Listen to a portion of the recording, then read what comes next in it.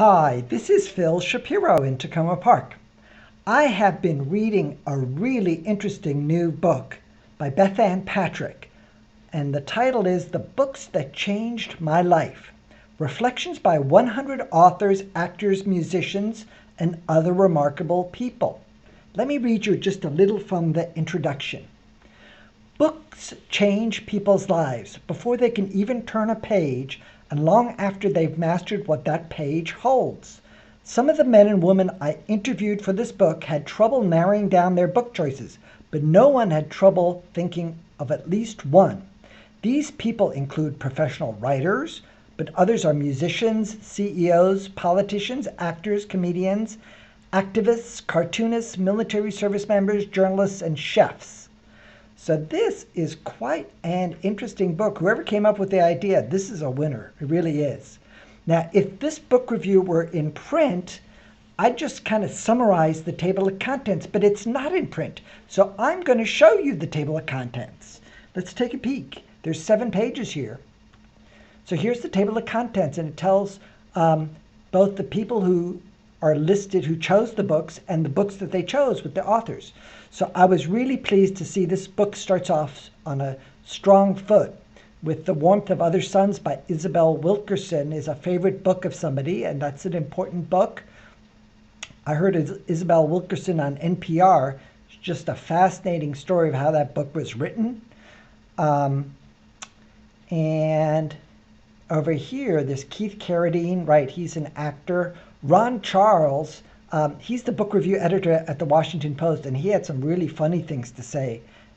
I was laughing reading his little piece.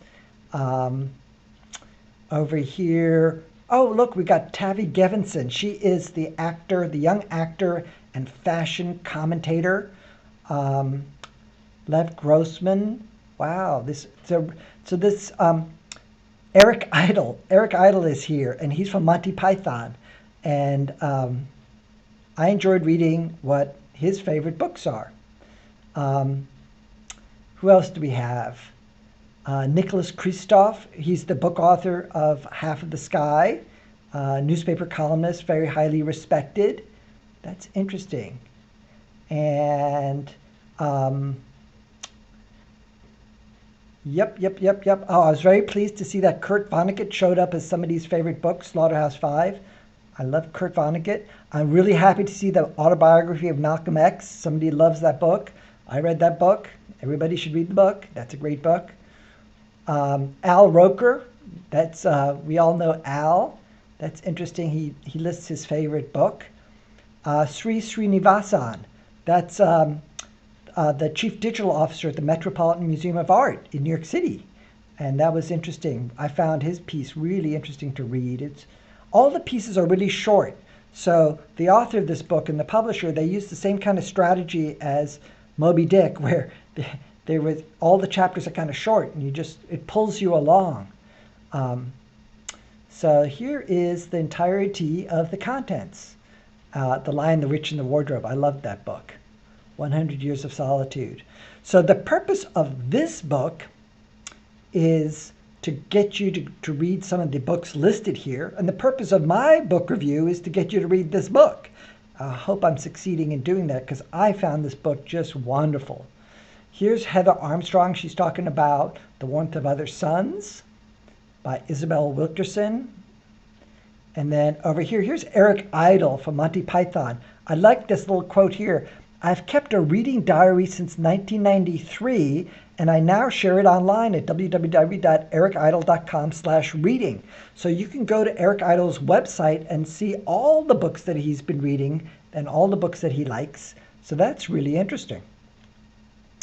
And here is Sri Srinivasan, the chief digital officer at the Metropolitan Museum of Art in New York City. I found this really interesting. My father grew up in a village in India in a house with impoverished circumstances. Even though it was hundreds of years after Shakespeare's time, he lived very much as people in Elizabethan England might have. His family had no indoor plumbing, no electricity. He studied by lantern and candlelight. Yet that boy grew up to be a Shakespeare scholar and an ambassador. So what an interesting story that Sri Srinivasan has to share about his father and favorite book and all the rest. Oh, here's Nicholas Kristof. So he's a very highly respected commentator, newspaper commentator. I think he writes either for either the Wall Street Journal or the Christian Science Monitor.